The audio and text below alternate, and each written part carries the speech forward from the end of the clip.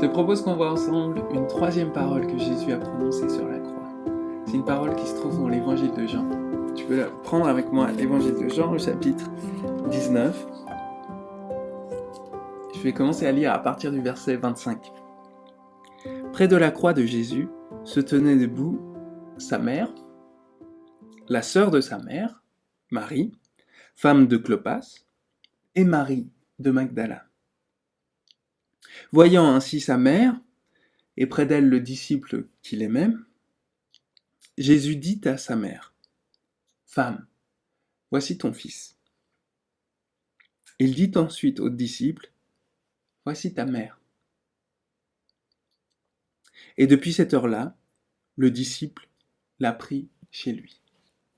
« Femme, voici ton fils. » Et fils, voici ta mère. C'est une parole qui est un peu différente des autres paroles qu'on a l'habitude de voir Jésus prononcer sur la croix. C'est pas une parole de souffrance, ni une parole de triomphe. C'est une parole où on voit Jésus prendre en main les affaires de son foyer. Il est en train de prendre soin de sa mère. Et on peut avoir deux types de lecture. Un type de lecture qui est assez naturel et assez touchant, c'est la lecture où on voit qu'il y a quelque chose de très pragmatique qui se passe. C'est-à-dire qu'à l'époque, on savait que dans la culture juive, quand un homme était sur son lit de mort, il était coutumier qu'à ce moment-là, il prenne des décisions par rapport à son héritage et pour qu'on prenne soin des femmes de qui il avait la responsabilité. Donc, ce qui est touchant, c'est que Jésus vit une vie tellement simple qu'il n'a pas d'héritage. Pas d'autre héritage que simplement les relations qu'il a créées. Mais en plus de ça, on voit que Jésus prend soin de sa mère, il accomplit le commandement d'honorer ses parents, il montre son cœur de prendre soin de ceux qu'il aime, en donnant à sa mère un nouveau fils qui est un de ses disciples. Donc c'est touchant en soi et on est ému de voir un Jésus qui est, alors même qu'il est en train de souffrir le martyre, littéralement, et qu'il est en train d'être torturé à mort et de saigner et d'être dans l'état le plus pitoyable possible et imaginable. À ce moment-là, il prend soin de sa maman. Donc c'est vraiment touchant. Mais je crois que une bonne interprétation de ce texte serait de ne pas voir cet épisode comme un épisode aussi pragmatique que ça. C'est-à-dire que si on veut être attentif au texte, on voit qu'il y a plusieurs éléments qui nous mettent la puce à l'oreille sur ce qui est en train de se passer. C'est-à-dire que vous avez vu que on a plusieurs personnes au pied de la croix et on nous dit leur nom à tous, sauf à ces deux personnages qui sont la mère de Jésus et le disciple que Jésus aimait. On nous parle de deux Maries, mais c'est pas la Marie qui nous intéresse. Et quant au disciple, on nous dit pas son nom. C'est comme si Jean avait intentionnellement envie d'être impersonnel. Parce que c'est comme s'il nous disait que ce qui compte ici, ce n'est pas tellement le personnage historique que le type de relation qui est en train d'être institué. Quelque chose d'autre qui nous met la puce à l'oreille, c'est que Jésus ne s'adresse à sa mère il ne s'adresse pas avec les mots habituels, il ne l'appelle pas maman, il ne l'appelle pas mère, il l'appelle femme. Et même si c'est pas un manque de respect en soi, à l'époque c'était pas un manque de respect, mais c'était pas habituel non plus.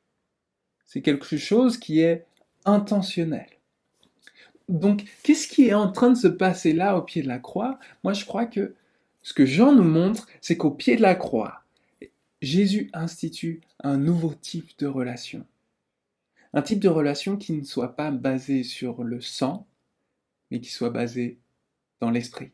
Un type de relation qui ne dépend pas des classes sociales, ne dépend pas des intérêts, des hobbies, ne dépend pas de l'affection mutuelle, mais dépend de la foi en Jésus. Quand tu mets ta foi en Jésus, tu fais automatiquement partie d'une très grande famille. Et dans cette très grande famille, tu ne choisis pas qui sont tes frères, tes sœurs, tes mères, tes pères. Non. Et beaucoup de ces gens de cette famille, tu ne vas pas les aimer, tu vas pas les apprécier en tout cas, mais tu es appelé à les aimer. Et tu ne vas peut-être pas les comprendre, d'où ils viennent théologiquement, d'où ils viennent socialement, culturellement, et pourtant tu es appelé à veiller sur eux. Donc je crois que c'est ce qui se passe au pied de la croix. Jésus institue un nouveau genre de relation, une nouvelle communauté. Et cette communauté, elle est basée sur la foi, elle est appelée à l'amour. Et on vit dans une période où l'Église n'a plus très bonne presse. Et les gens disent, je ne crois pas en la religion instituée. Et du coup, on n'a plus envie d'avoir affaire avec cette communauté qui nous dit quoi croire, etc. Mais la réalité, c'est que on ne peut pas être un disciple de Jésus tout seul. On ne peut pas être un disciple de Jésus par soi-même. On a besoin des uns des autres. On a besoin des uns des autres et ça fait partie du cœur de l'évangile quand on met sa foi en Jésus, on intègre une famille. Alors, je t'invite maintenant, même en cette période de coronavirus, en cette période où on est tous confinés chez nous et on ne sort que si on doit le faire, euh, je te demande de prendre des nouvelles d'autres gens dans ta communauté. Je te demande de prier pour d'autres gens que tu connais, d'autres chrétiens. Pas seulement ceux que tu aimes bien, mais d'autres gens que le Seigneur peut te mettre à cœur. Prends soin d'eux, bénis-les, prends des nouvelles, prends le contact, reste en contact avec l'Église. Fais en sorte d'être entouré, parce que la vie avec Jésus, elle ne se vit pas seule. On fait partie d'une famille, et moi j'ai besoin de toi, et toi tu as besoin de moi. À bientôt, on se retrouve demain pour une nouvelle parole de Jésus sur la croix.